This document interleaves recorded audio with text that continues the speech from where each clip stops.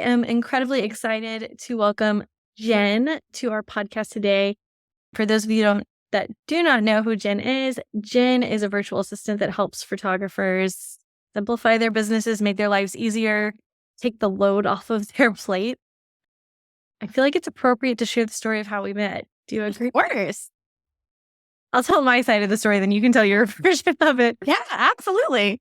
So I guess Jenn started following me on Instagram like probably 6 years ago when I did 360 courses. And she had reached out when I was in Kentucky and was like, let's go grab coffee. And I was like, sure, I'll meet up with this stranger that just randomly messaged me on Instagram and said they'd been following me for a while. So we went and had coffee. And I think this was like when you were just starting your business. It was very new. I want to say it was within the first probably 6-7 months of being a business. Yeah. And then I was like new in my equine photography journey. I was like in my second year in business, I think, when we met up. So we met up, we went at Starbucks. I remember that I remember like that day very vividly, which is strange. And then the following year when I came back, I actually went out and photographed Jenn with her pony. And if you're watching this and you could see it, you would see that she has beautiful pictures of her pony behind her on her walls. So yeah, that's how I know Jenn, and we have a long history. So I'm excited to have her here, and I've been on her podcast as well. So it's just fun to have her on our podcast. So Jenn, tell us a little bit more about yourself and what you do. Yeah, absolutely. So I started off as a virtual assistant. It was, I guess, about 5.5 years ago now. And now I run Success Beyond the Lens. So we are a business management and marketing company for photographers. So we specialize in assisting photographers with their business management, their marketing, their systems, and streamline those things so that they can actually do what they love, which is taking pictures, rather than being stuck in the minutia day to day. Yep. So that's my role these days, is really running the team and making sure the systems on our end are really tight and marketing for the business. Yeah, I love that. So what made you get into helping photographers with their business? When I decided I didn't want to work for corporate anymore, I knew I wanted to do something that I could work from home. I had literally just had a baby. He was like less than a month old. And I gave myself 6 months to leave corporate.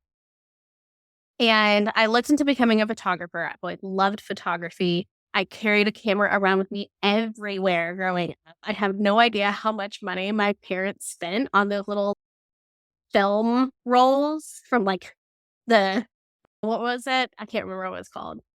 Like the wind and shoot. The disposable. Disposable. Thank you. So I looked into it. I was like, there's no way I can learn photography the way I would want to be a photographer in 6 months. So I did virtual assistant instead. And my first client was a photographer. And I just fell in love with the business side of things. I've always had a knack for customer service. And then in working with her, I realized I also have a knack for operations. And combining the love of the creativity and everything from photography, I did the next best thing. And now I just get to help you guys grow your businesses and look at the pretty pictures. I love that. That's amazing. So, and just so everybody knows, I have used Jenn in the past to do things for me. Jenn has blogged for me. Jenn has managed my inbox. Jenn has done a lot of random things for me over the years. So Jenn is really good at what she does, and I would not have her on here if I didn't believe that she was really amazing at what she does. So tell me this. What do you think like the first sign is, or a good sign is, that it is time to outsource? What is that turning point for most photographers that you run into that are like, I need your help. I can't do it anymore? Yes.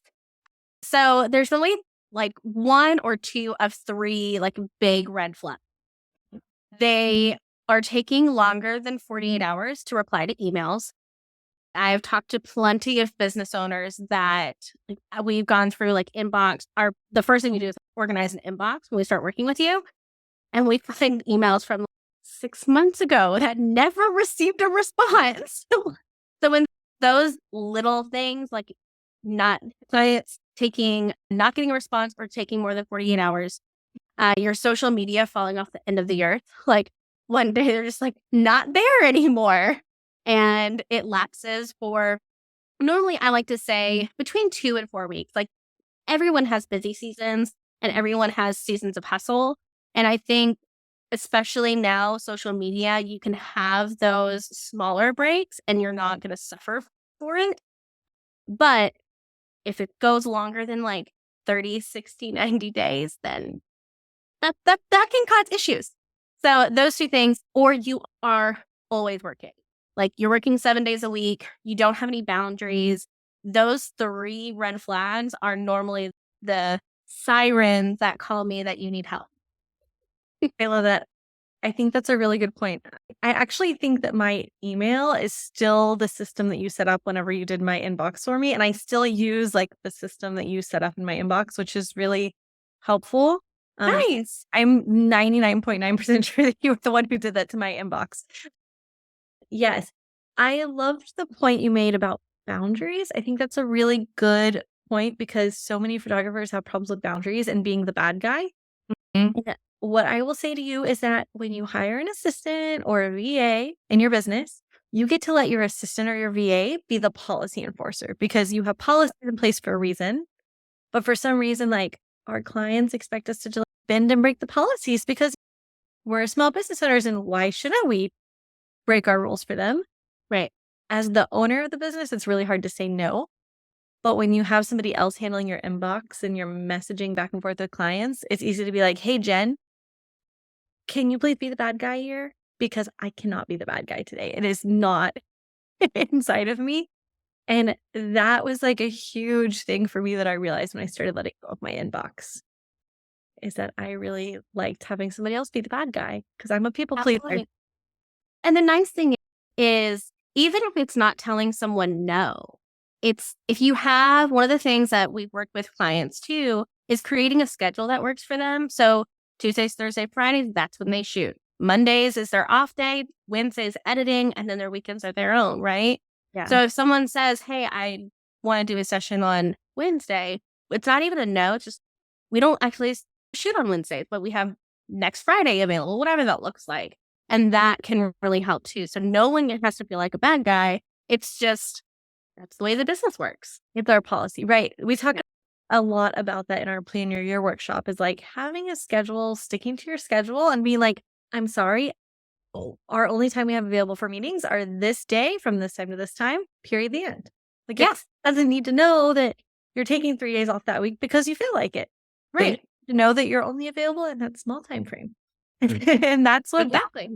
are definitely a part about.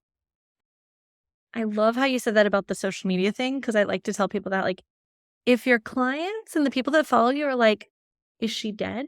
Is she alive? Is something wrong with her? Like, she just disappeared from the face of the earth, which I think we do during fall and spring. Yes. Yes. From about like mid-September to probably even like up to January, you're like, never mind. Cause like December and January, you're like breathing for the first time in 4 months. And then things start picking up. You're like, okay, this feels good. And then May and June hits, you're like, never mind. This is awful. And then whenever you go dead on social media and you're like absolutely silent and you're so busy, then busy season ends and you're like, I don't have any clients. Exactly. I quit showing up on social media and I quit marketing and I quit running my business because I was so busy photographing sessions, editing, delivering images that everything else went out the window. Yes. Yeah, I love that very much. So what do you think the best way is to figure out like where you should start with outsourcing? Like which tasks you should start outsourcing first? So I like to do a time audit. Like if I'm trying to figure out where to outsource, I'll do a time audit for about a week and figure out where am I spending time that I don't need to be spending time. And a lot of the time, and we've taught this to so many clients as we're working with them, you don't need to be in your business as much as you think you do. You're not as important to your business as you think you are. And I say that with love. So when you realize that you're spending 2 hours every other day answering emails, or you're spending 30, 45 minutes every day answering DMs, or you are spending 45 minutes like scrolling on Reels trying to find a trending audio that you like. It's all of these little things where that end up being a time suck and take you away from the CEO level tasks that you need to be at, or take you away from time with your family, time of growing your business, whatever those other tasks look like in your life. So when I'm trying to figure out what to outsource first, I do the time audit and then, okay, I spent way too much time answering emails. I could hire an admin assistant. Or I put off doing this bookkeeping task literally for 2 weeks. So maybe I need a bookkeeper. Kind of figuring out the happy medium between what are the tasks that are time sucks and what are the tasks that you absolutely hate doing but have to be done in order to grow your business. So figuring out what's more important at the time. A lot of the time, the kind of stair step into outsourcing that I like is take a look at your systems first. If you feel confident in your systems and how you're running your business and how clients are receiving information, then check that off the list. Your systems are good. Next step is, okay, now let's take a look at a virtual assistant or social media. If you like hanging out on social media, hire a virtual assistant to handle admin, especially if you hate answering emails. But if you prefer to connect with your client when they're emailing and doing sales calls and really having a high touch experience, but you hate social media, then outsource social media first. Yeah. You know, it's funny. I hate email. You know this, that I hate email. I think I have trained my clients not to email me anymore. Don't get emails from clients anymore, to be honest with you. And I don't know if that's a good thing or a bad thing, but like, I think my clients just know if we want to talk to Corinda, we're just going to pick up the phone and call her. Yeah. And we can get things taken care of right then. And I just avoid email like the plague now. Like somebody emails me, I'm like, pick up the phone, call them. Someone emails me, I'm like, hello, yes, I can take care of you over the phone. We can be done with this in 5 seconds and not go back and forth. Yes, I love that. I think something that we've been talking about in my coaching program a lot this year is stepping into the role of being a CEO. Yeah. And starting to treat your business like you are a CEO. And asking yourself, like, is this a CEO task? Or is, not to be offensive, but, or is this a $10, $15 an hour task? The tasks you should be doing are your like $100 an hour tasks. Your time is valuable. Your time is worth a lot of money. Right. You can outsource those $10, $15 an hour tasks to someone else. So that's a question I've been asking myself. I'm like, is this a $100 an hour task or is this a $15 an hour task? I love that. I should let it go. Yes. Yes. So I think that's really a good way to look at things. Okay. So if you're thinking about outsourcing, time on it first. Look at all the things you're doing. Say what things are either taking too much of my time that someone else can handle. Or secondly, what things do I absolutely hate and dread doing that I keep putting off that I just need to find somebody else to handle? Yeah. Do you think that there's like a point in photographers like growth in their business of where they're at when they typically start to think about hiring somebody to help them? Or what do you think that looks like? That's a good question. I think a lot of our clients, when they come to us for admin support, especially, they're reaching the point in their business where maybe they don't even realize it, but they need to step in that CEO level. And they're just like, I don't know how to do all of these things. Just help me for the love of God. And then we can come in, we organize the emails, we make sure the systems are good to go. We take care of the day to day. And so many times we hear our clients come back and they're like, oh my gosh, I have so much more time and I'm able to do X, Y, and Z. And normally that looks like you've been working full time for probably at least a year. Mm-hmm. And you're reaching that first probably $80,000 to $120,000 a year, I would say. Because at that point, you're working full time. Mm-hmm. You have a solid process in place. If your systems aren't in place, you have a solid process, even if you don't even know it. And you realize that you want your clients to have an even better experience.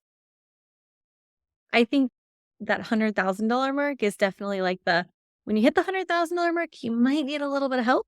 Yes. When you hit the $200,000 mark, you really need help. Yes. If you're like the $300,000 mark, don't be crazy like me. Hire yourself people to help. Like, you need a lot of help if you're running like Yeah. a $250,000, $300,000 a year photography brand. And when you get to that $500,000 mark, you're definitely going to need like full-time support dedicated to you all the time if Yeah. you have a life. So Right. there's like a graduation there. Like, you start out with a little bit. As you get busier, you let go of more and more. And that's really helpful. And that's why I think having someone like Jen that is trained in doing this, that you can just be like, "I'm overwhelmed. Can you help me?" And she's like, "Don't worry, I got this. I do this for tons of other people." Yeah. Versus trying to find somebody and train them yourself and teach them how your business works and all the things. That's a steeper learning curve than starting out with someone like Jen that is trained in this and knows what she's doing. Yeah, definitely. I love that. So what do you think like the first thing that someone needs to do when they're thinking about hiring a virtual assistant to help them? What is that first step? Is it looking at the system themselves and creating like a strategy and a standard operating procedure, like a SOP essentially? Or should they come to you first and be like, "Help, I'm lost. I don't know what to do. Where do I begin?" So this question gets me so hyped because you have two options, and it honestly comes down to what you want to invest. If you really just need somebody today to come in and help you basic admin stuff, then creating SOPs yourself off of what you know and how you want clients to experience your business is a fantastic place to start. Okay. And then, like you said, there's a big difference between hiring a friend that needs extra money, a general virtual assistant that's familiar with the space, and then a specialized, what I would consider our company, a specialized company virtual assistant that understands photography, the industry, the business, etc. Right? So, if you are outsourcing on a budget, create tight SOPs. And that is literally you want to give the person you're hiring the ability to look at your document or watch your videos and understand how to answer an email based off of what you give them as a resource. Because what I see happen, and sometimes even with our client, you hire a person, but you're so busy or you're smack in the middle of busy season that you don't have the time to train them how to answer your emails. And even a general virtual assistant or a specialized virtual assistant, there's still going to be things that we have to know or they have to know for your voice, how you want something to look, the way you want us to sound, the different your specific questions like, "Hey, can we meet over at Jimmy John's at 5 p.m. for a cup?" No, I meet at Starbucks. I mean, just little things like that. We're not going to know those things off the top. So if you create an SOP document that lays out exactly how you answer your emails, your canned emails, when you take sessions, what color those sessions are in your calendar. If we need to separate travel time to the session, that's so then you're not getting scheduled back to back, especially when you're talking about family photography or equine photography. You are moving locations a lot of the time throughout the day. So I can't schedule a 5 p.m. and then a 6:30. That's probably not going to work well for anybody. So giving us those details to get started, you could hire somebody more general and be prepared to help them be successful. On the flip side, if you want somebody to come in and own it and really help you improve the system and up level your business, then hiring somebody that's more specialized that can start with SOPs and systems first and say, "Okay, here's the audit, here's what's broke. Let's not duct tape it anymore. Here's how we're going to fix it. This is the SOP on how to handle it from now on." Those are your two options when you're looking at outsourcing. I love that.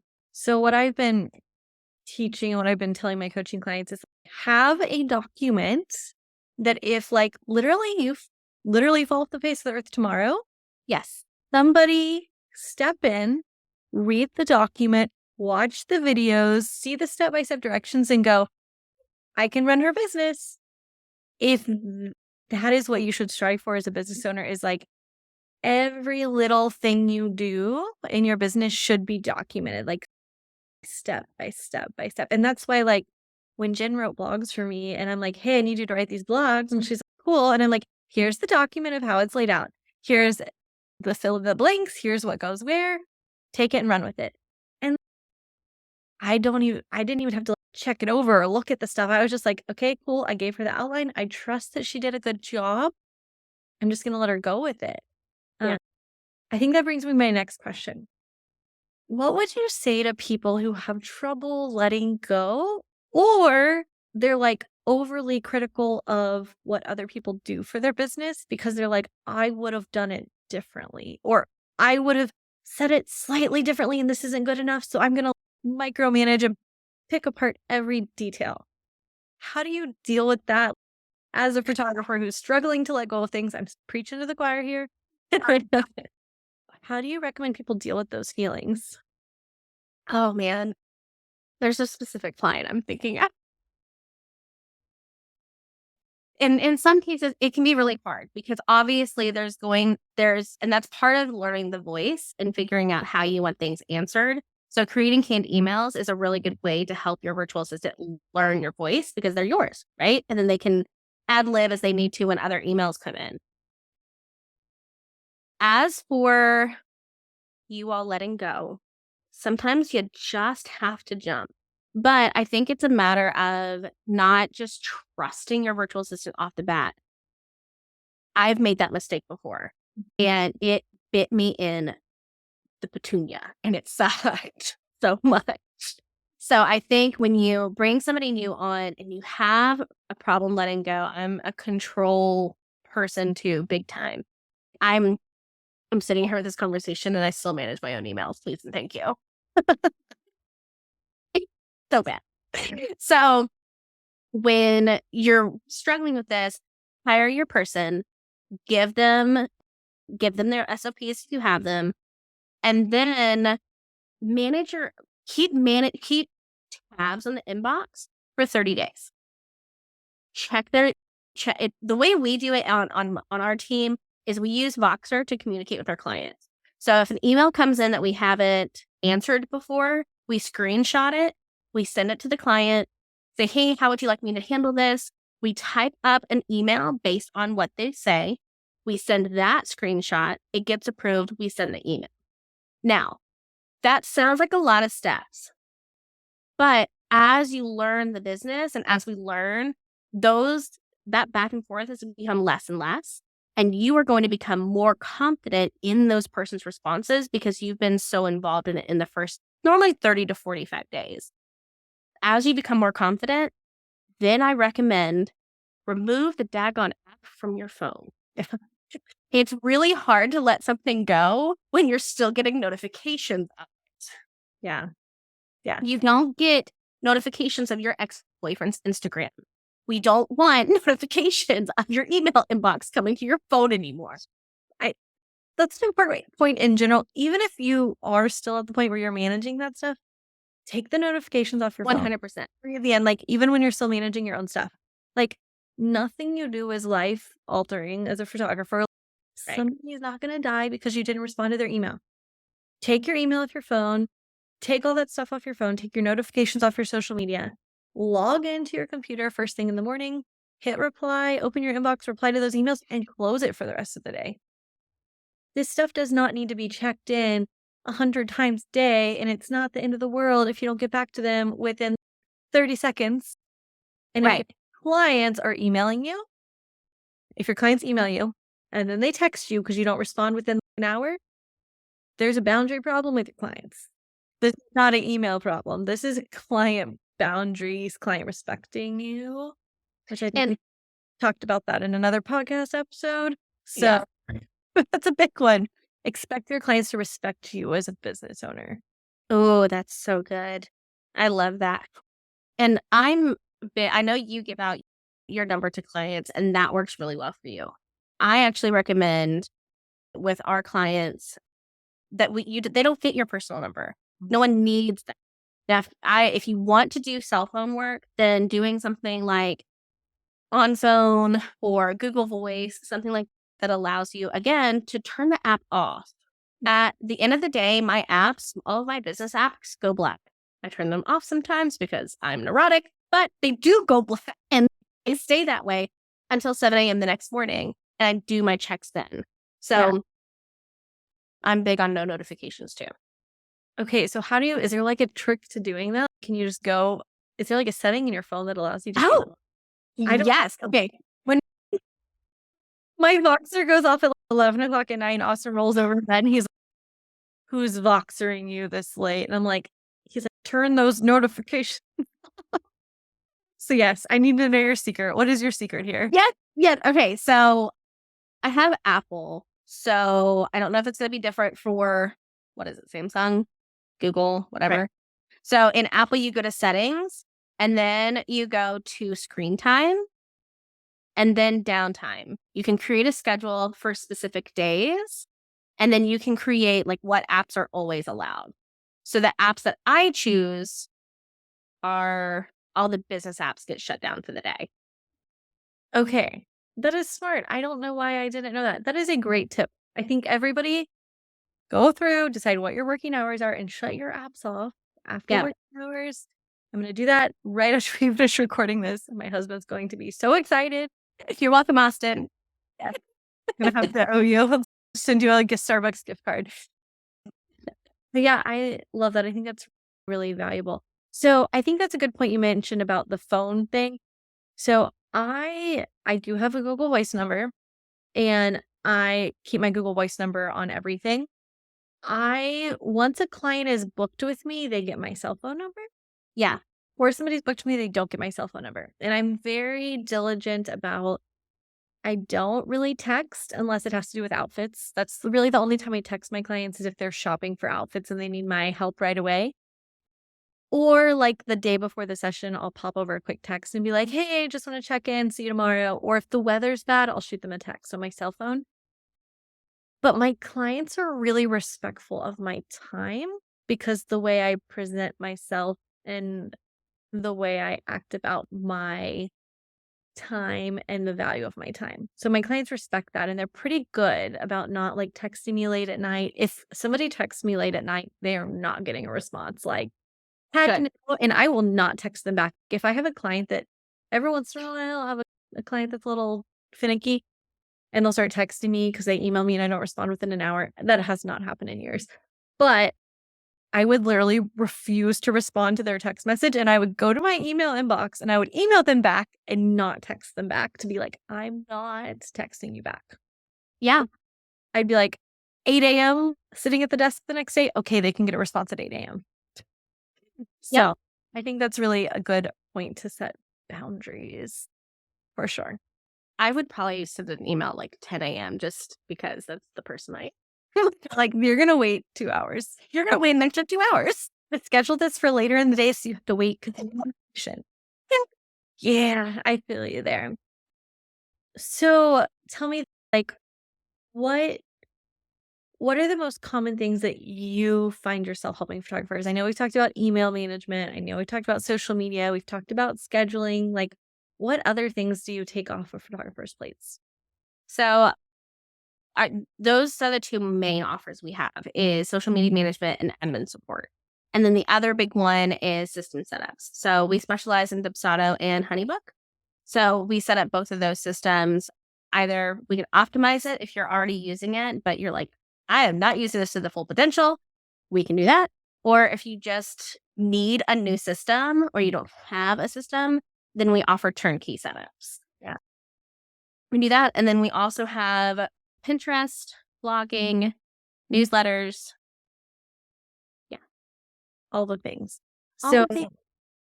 tell me about what you think the importance of having a good CRM is for photographers.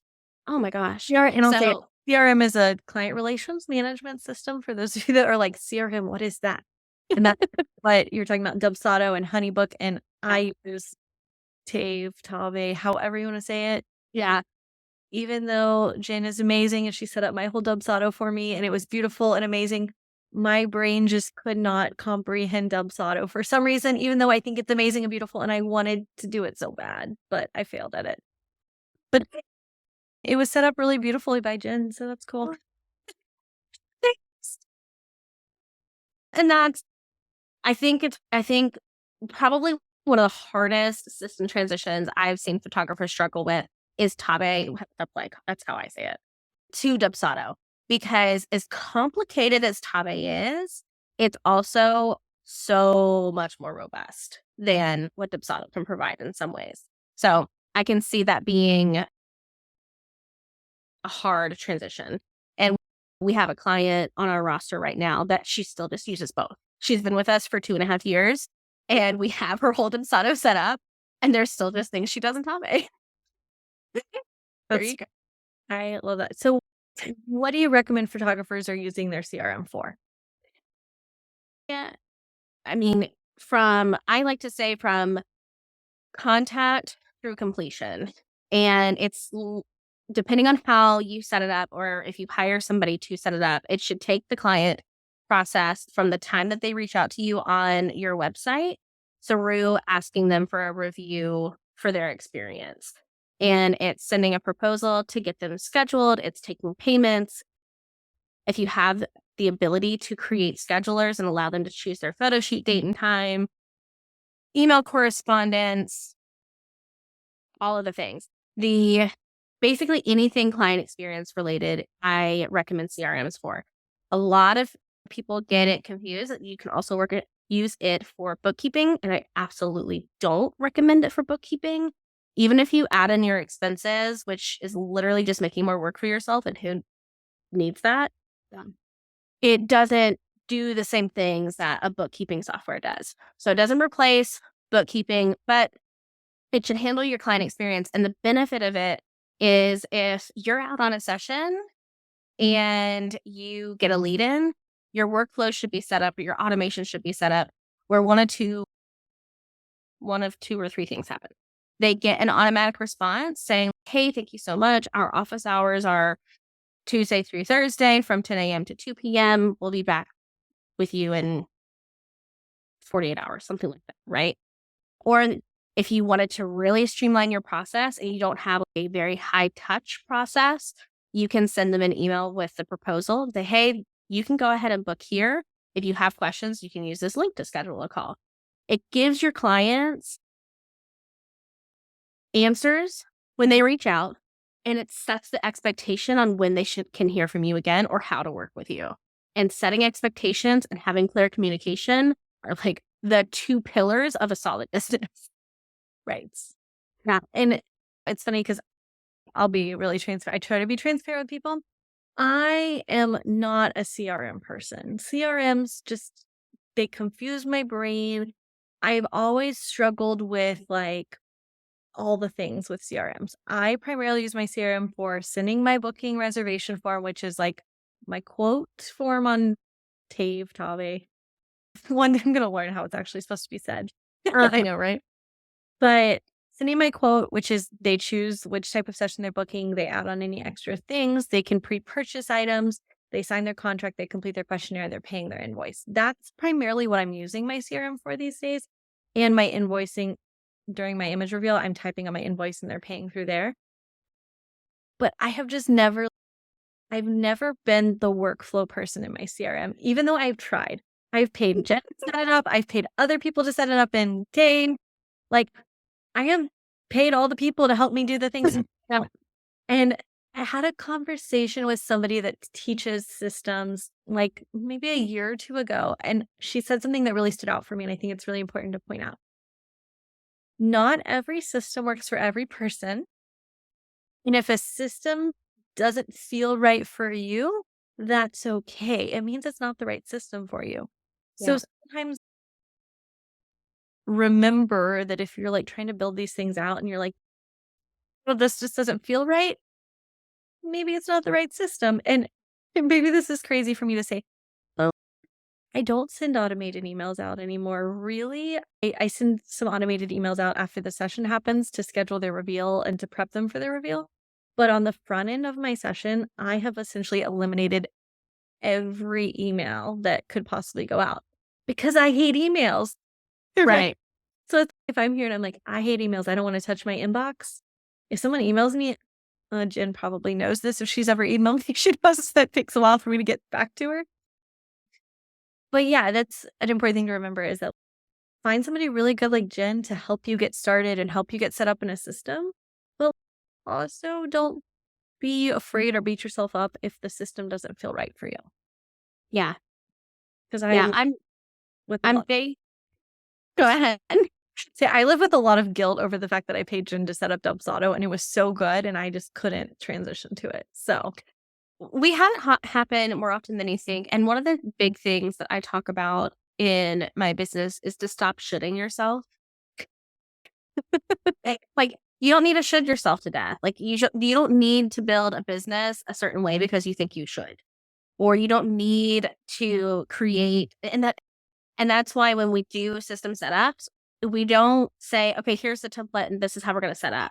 We literally sit down and talk through your process. It's not a cookie cutter thing. It's tailored to your business and how you want your clients to experience it and how you want to experience your business. Because who the heck wants to spend 7 days a week answering emails or taking care of crap? Like, nobody does. I don't want to work 60 hours a week. That's not the reason I started the business. yeah, I agree. My sister, I'll pick on my sister. My sister owns a business and a lot of clients, and she spends so much time in her email inbox. And I'm always just, please just find somebody to handle this for you. Like, just let it go. It's good. It'll get you so much time back. Like, we go to Hawaii and she's like sitting there on her computer at night responding to emails. I'm like, just let it go. Like, or just train your clients not to email you. You could do that too. There you go. Yeah, I love that. If you could give people who are listening some piece of advice about like how to just get over this hurdle of letting things go, what would you tell them? Oh my gosh, just rip off the Band-Aid. Start with the task that you are, I don't know, comfortable setting on fire, right? Like, if you are really anxious, I am a very anxious person. So I understand how it almost feels impossible to let things go. So if you're a super anxious person and it feels too much, then start with the task that you can set on fire and it's not going to affect your business. So if you want to hire a general virtual assistant, start with an inbox organization. If you have 15,000 emails sitting in your inbox,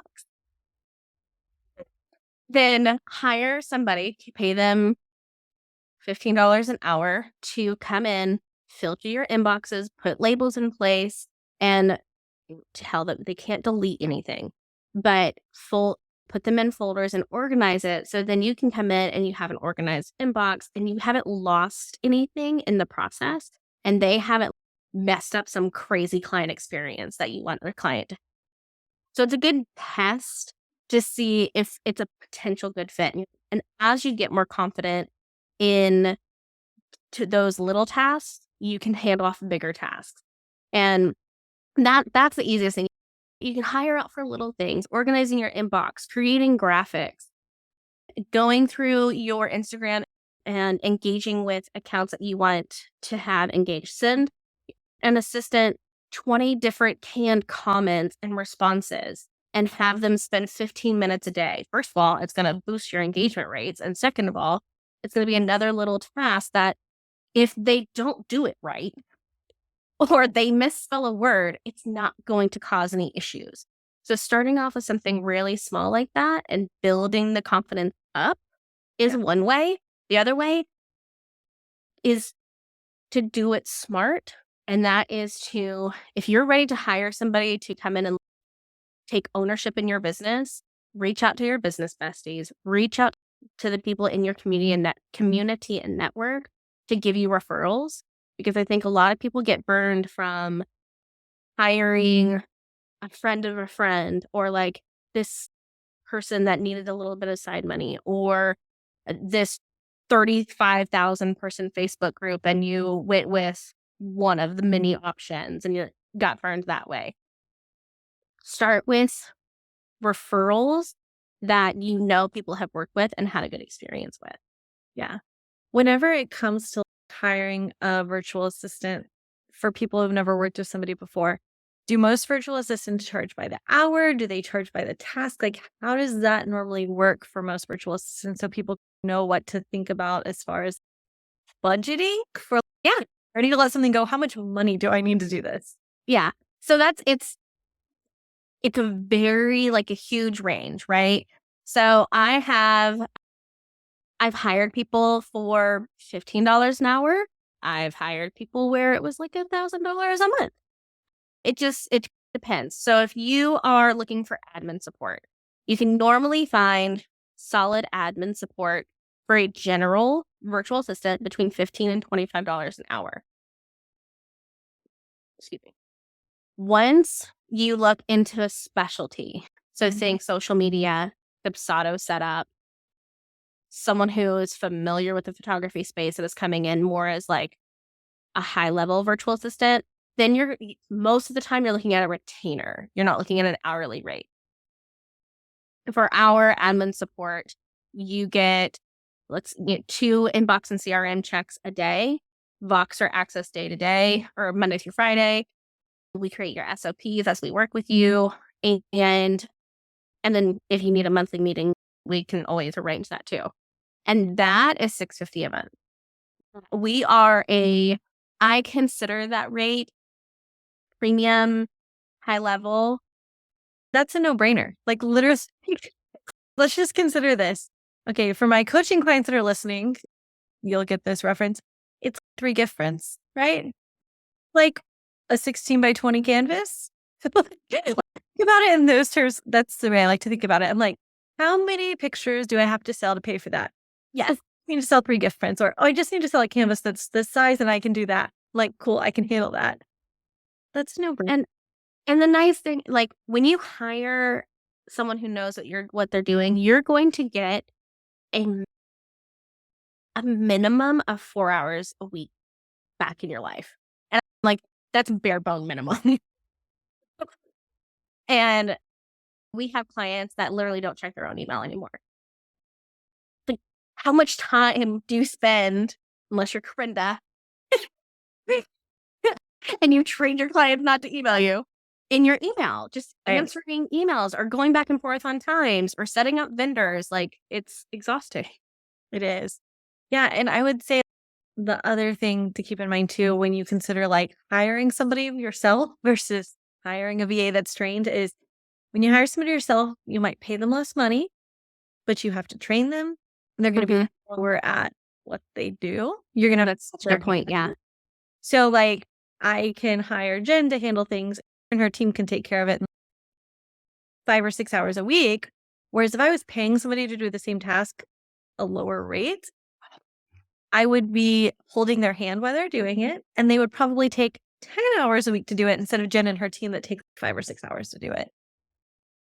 That is such a good point. I haven't considered that comparison before. And I'll be honest, most of our clients, everyone has a busy season, and that's a little different. But I would say on average, we take care of our clients' inboxes and CRM and their miscellaneous admin tasks in about 4 to 5 hours a week. Yeah. That's bananas. And like, I think for most people, if you're like at that $100,000 revenue mark, like you don't really need somebody 10 or 15 hours a week. And it's hard to do. You might not need 10 hours a week. You might just need a few hours a week to manage your stuff. So I think that hiring a VA that is trained and just can work for you a few hours a week because they work for 15 other photographers at the same time, like that is a huge advantage for you as well. And also too, I'm sure like, and Jen is really knowledgeable and she knows a ton about photography business and industry in general now because she's worked with so many photographers and she's learned so much. If you do something stupid, I'm fairly sure that Jen and her team are going to be like, this might be a bad idea. Should you reconsider? Yes. Yeah, always. Where I have one client that I work with, I'm more her, like, director of operations and less, like, virtual assistant at this point, but I've worked with her for 4 years, and there's times, like, we'll have a lead come in or she'll want to schedule something, I'm like, "No, that's not a good fit for you," and she's "But" I'm like, "No." So once we learn your business, we're really good at not only helping you maintain your boundaries, but, like, telling you no when you want to say yes, if they genuinely not a good fit. And sometimes having that second set of eyes and, like, that partner in your business is really beneficial. Yeah. So if somebody is looking to hire a virtual assistant to help them out, what types of things should they look for or what should they ask the person before they hire them to make sure they're actually like a legitimate person and really going to be a good fit for their business? Oh, this is such a good question, you guys. Don't do what I did. Okay, so I'm super transparent too. I made 2 hires last year that bit me in the butt because I didn't ask the right questions. And what I learned, what my experience has been, if I'm wanting to hire somebody as a virtual assistant in the business, they need to know at the very base level the online community and what it looks like to work virtually. Neither of those hires that I made knew those things. And I'm like, it's fine. I can train them. It's literally answering emails and scheduling on the calendar. But because they didn't grasp the concept of like how the photography industry works or like all the little nuances, like you can't schedule a photo shoot outside at noon in the middle of the summer. That's not going to work. Those little things. So if you're looking to hire a virtual assistant, you want somebody who has basic knowledge of what it looks like to be a virtual assistant. They know how to answer emails. They know that it needs to be between normal business hours. And even if they're not available during normal business hours, they're scheduling your emails in normal business hours. Just little things. And the way you can test that, I created an application that asks applicants if you have too many tasks, how do you tell me? If you are, if you, I don't know, aren't available during the day and you need to answer emails in the evening, how do you take care of those? And if they come back and they're like, I'm just going to answer them, I don't want my clients receiving emails at 10 o'clock at night. I'm asleep. They don't need to know. I don't want my business to be run at 10 o'clock at night. And then things like Honeybook and Dubsado, if you have the time, you can train people on it. If you don't have the time, making sure that they know at least, again, basics or my land. Give them a task, like a project, paid at like $15 an hour for a couple of hours. That makes them do some research. Like the last thing you want is for them to say, come here, like, how do I send an invoice in Honeybook? There's like 105 to dos out there. Go look. Yeah. I'm pretty sure you can figure it out. Right. Do little tasks or tests like this in the hiring process that show you that they're willing to learn. They know basic industry knowledge or they're willing to figure it Mhm. because nothing frustrates me as a business owner and the clients that we work with is someone who like wants the answers handed to them on a cookie plate. No, you go figure out how to send that invoice in Honeybook, please, and thank you. Yeah, that's a big thing I've learned about managing people is give them a goal. Say, this is the goal of what needs to happen. You figure it out. Yeah. That's like what a good employee should do. You should Hmm. hold their hand and babysit them and find the YouTube video to show them or walk them through it yourself. They should be able to go to Google and be like, how do I do this? And figure Yeah. it out themselves without you having to hand them. Yes. And also, I've also learned this might be a really bad piece of advice to give. Be slow to hire and quick to fire. Yes. Don't Oh my gosh, yes. feel bad not fi don't feel bad about firing somebody who's not serving you in your business because it's gonna cost you a lot at the end, and it's gonna be harder to let them go. It's like the toxic boyfriend that you don't let go because, it's the same thing with employees. The longer you hold on to that toxic employee, harder it's gonna be in the end. Yeah. Let me tell you all, like last year was such a big lesson. The 2 big hires, like that really messed me up, easily cost me $20,000. Like easily cost me $20,000. So Yeah. just learn from my mistake. Follow Corinda's advice. Be very slow to hire. I recommend doing now our hiring process is very different. I have my employee go through the applicants, select the ones that she feels would be a good fit. So I don't get my little heart involved because I'm really bad about that. And then she does the initial interview as well. And then I come in and my little heart can stay out of it because at least I know at that point I'm dealing with like solid candidates. Yeah, I think that's really, for sure, definitely important. I love that advice. I hope this has been helpful in opening people's eyes to the possibility of hiring people. I know that I think I remember maybe 7 years ago, I remember sitting at a workshop and I remember something clicked in my brain and I was like, I want to have a full-time employee in my business. Actually, I want to have multiple full-time employees that work for me. And that was like a really big turning point in like, okay, in order to eventually be able to have full-time employees, I need to start small. I need like a Yeah. VA to step in and handle things. And that's the first step. And I think that was really helpful in those earlier years is just having someone like Jenn coming in and being like, let me handle your inbox. It's a mess. Let's organize this. Or sure, I'll take these logs off your plate. So I think that was really helpful. And I hope that those of y'all that are listening have some hope now of you don't have to always do all the things by yourself. Yeah. There is a light at the end of the tunnel where you start to turn things over and let go. And also, too, I think in your personal life, there's a time when you can start letting go of things, tasks. These same principles apply in your house, whether cleaning or cooking or washing your car or all the things you don't like doing in your personal life. Outsource them. Wouldn't you rather pay somebody $15 an hour to do something at your house so you can enjoy time with your kids or your family than you like finish working for the day and then you have to go do all these other tasks in your home too? So don't forget about thinking about your personal life too and outsourcing and like just getting the stuff you don't like to do off your plate. I think I heard someone say once upon a time, like, I really didn't enjoy like reading my kid books. So you know what? I hired a nanny and the nanny reads my kid books, so I don't have to. And now I just get to play with my kid and have fun with my kid instead of read books to them. And I was like, that works. That's the perfect example of realizing there's something that seems so strange to be like, I just don't enjoy it. Letting go of it and being okay with that. Yeah. So yes. But thank you so much, Jenn, for joining us. If somebody wants to get in touch with you and they're like, okay, this is it. Jenn needs my inbox in her life. I'm tired of it. I'm deleting the app off my phone today. What should they do to get in touch with you? So if you want to hang out with us, we are on Instagram at Success Beyond the Lens. Just a Success Beyond the Lens.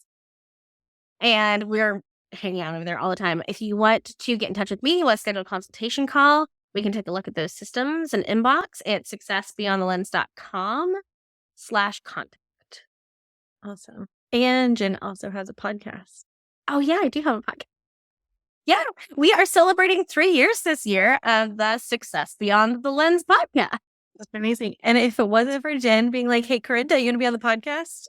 I might not even be here today because Claire was like, hey, that was fun. I think I can do this. So partially all because of Jenn that this podcast exists today. So we'll just blame this on her.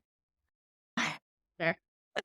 Awesome. Thanks for joining us, Jenn. It has been so fun getting to talk to you. And I cannot wait to hear people's stories about how this episode helps them start to learn to let go. Send me a DM, send Jenn a DM. Let us know like what you're ready to let go of and what you're going to hand over in your business this year. Make a goal for yourself this year. Like one thing that you can let go of and stop being a control freak about. It needs to happen this year. Make this year your year that you let go.